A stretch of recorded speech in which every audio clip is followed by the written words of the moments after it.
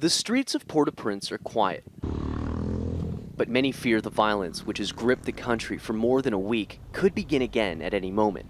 The anger here stems from a government audit which discovered more than $2 billion in development funds are unaccounted for. The money in question was part of an oil assistance program called Petrocaribe.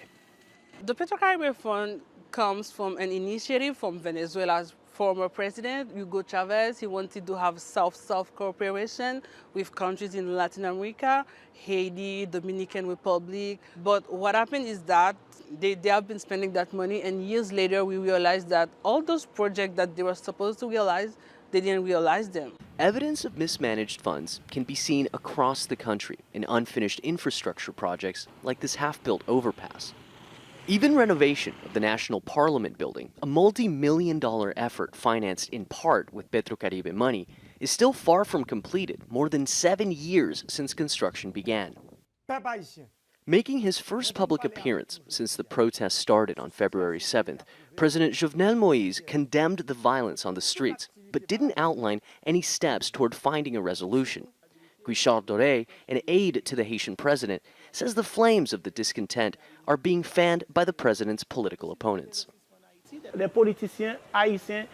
Haitian politicians always want to get rid of the president after a year or two. That's why we have this chronic instability. The president wants and is open to have a frank dialogue.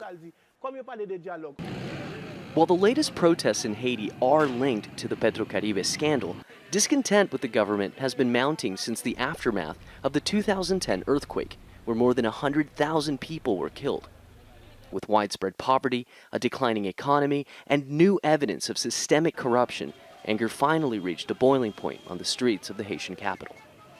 We're in downtown Port-au-Prince, where there's an uneasy calm as people pick up the pieces after more than a week of protests. There's still roadblocks set up that are preventing the free flow of traffic, and a tension that seems to suggest that the unrest may not be over just yet.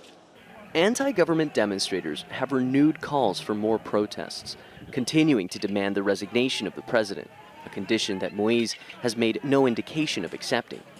The more moderate figures of the opposition are calling for a national dialogue, one that includes voices from all sectors of Haitian society. However, it remains to be seen if both sides will be able to find a lasting resolution to the ongoing political crisis. Manuel Rapalo, Al Jazeera, Port-au-Prince.